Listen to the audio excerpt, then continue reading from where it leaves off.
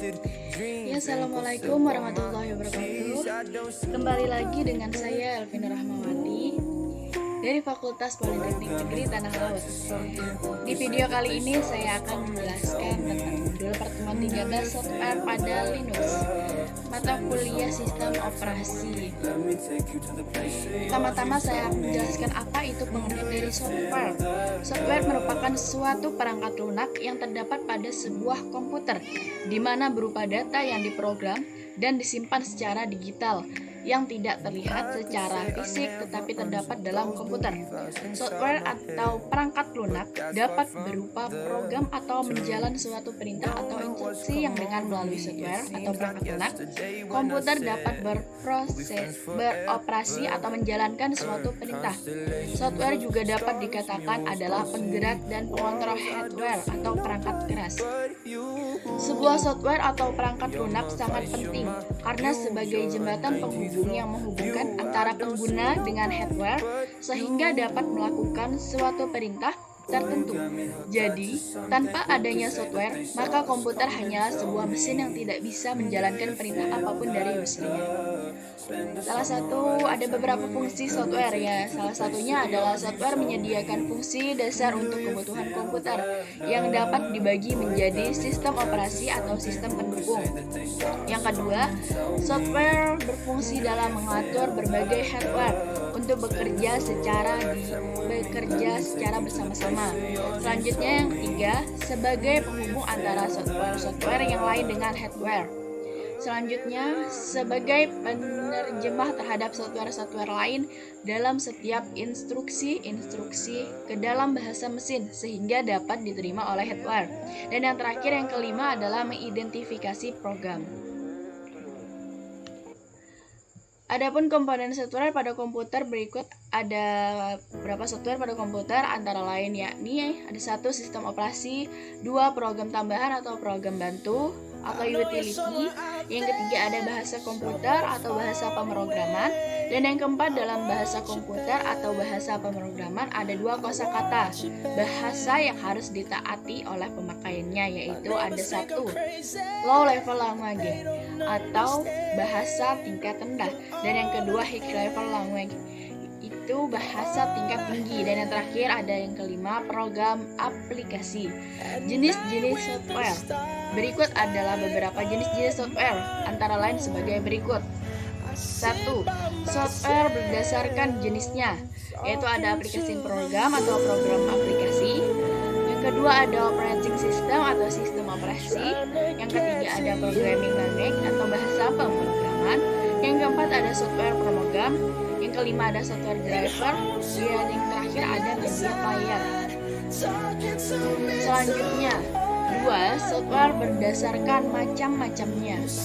Freeware, ada adware, ada malware, ada shareware, dan yang terakhir ada open source software. Package management pada Linux. Setiap distro Linux memiliki package manajemen yang berbeda-beda. Apa itu distro Linux? Distro Linux adalah singkatan dari distribusi Linux. Adalah sebutan untuk sistem operasi komputer dan aplikasinya. Merupakan keluarga Unix yang menggunakan kernel Linux. Distribusi Linux bisa berupa perangkat lunak bebas atau open source, dan bisa juga berupa perangkat lunak komersial seperti Red Hat Enterprise, SUSE, dan lain-lain. Dari pengertian di atas dapat kita simpulkan bahwa setiap yang menggunakan kernel Linux, maka dia termasuk salah satu distro Linux.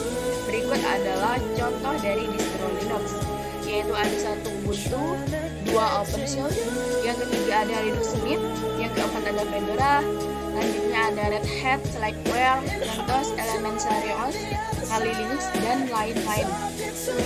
Package management atau package management system atau sistem manajemen paket adalah kumpulan perangkat untuk mengotomatisasi proses instalisasi, upgrade atau perbaikan, konfigurasi, atau menghapus paket perangkat lunak dari sebuah komputer menggunakan cara tertentu.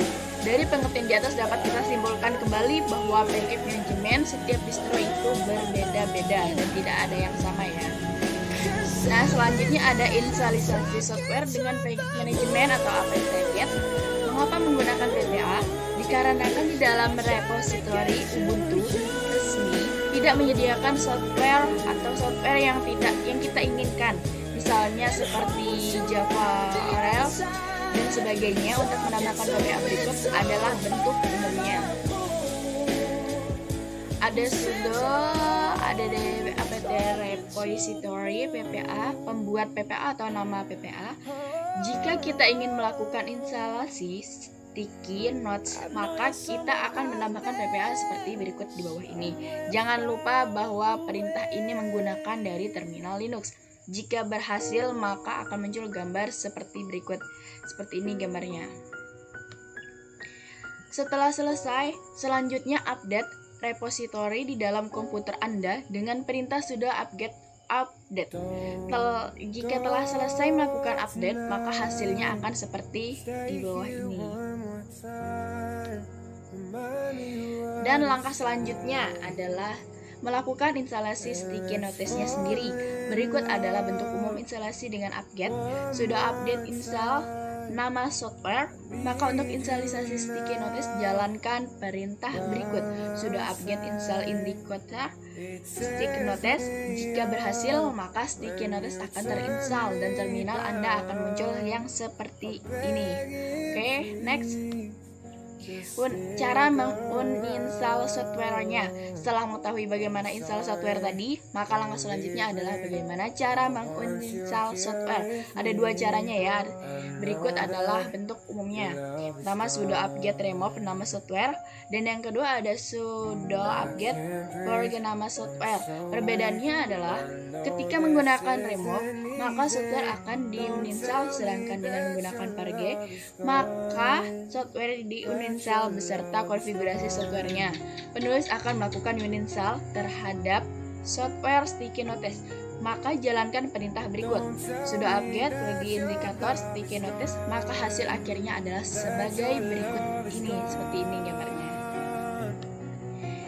Ya, mungkin itu saja yang bisa saya jelaskan, penjelasan singkat materi tentang software pada Linux. Salah hilaf mohon maaf. Saya akhiri. Wassalamualaikum warahmatullahi wabarakatuh.